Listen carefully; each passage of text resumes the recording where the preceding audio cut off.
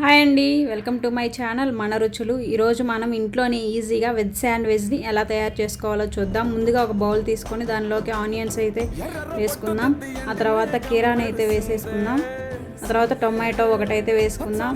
ఆ తర్వాత carrot half, ఆ తర్వాత కొత్తిమీర, కొంచెం పెప్పర్ ప్లేస్లో కారమైన వేసుకోవచ్చు, సాల్ట్ అండ్ నేను చాట్ మసాలా అయితే వేసుకున్నాను టేస్ట్ కోసం. ఇట్లా బాగా మిక్స్ చేసుకోవాలి. మిక్స్ చేసుకున్న తర్వాత స్టఫ్ని మనం ఒక 2 బ్రెడ్ పీసెస్ని తీసుకొని వాటిపై అయితే ఈ విధంగా అయితే వేసుకోవాలి. 4 సైడ్స్ వచ్చే విధంగా వేసుకొని ఆ పైన ఇంకో బ్రెడ్ పీస్ని అయితే పెట్టేసుకొని మనం ఇప్పుడైతే కాల్చుకోవాలి నీట్గా.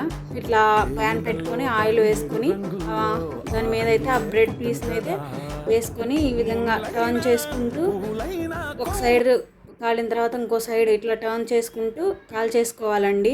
టేస్ట్ అయితే చాలా బాగుంటుంది. ఒకసారి మీరు కూడా ట్రై చేయండి. ఒక 10 మినిట్స్లో ఏదైనా పిల్లలకి స్నాక్స్ చేయాలి అనుకుంటే ఒకసారి అయితే ట్రై చేయండి. టేస్ట్ అయితే చాలా బాగుంటుంది. ఇంట్లో ఉన్న ఐటమ్స్తోని ఈజీగా తయారు చేసుకోవచ్చు. మాకైతే టేస్ట్ చాలా బాగుంది. మా పిల్లలు బాగా తిన్నారండి.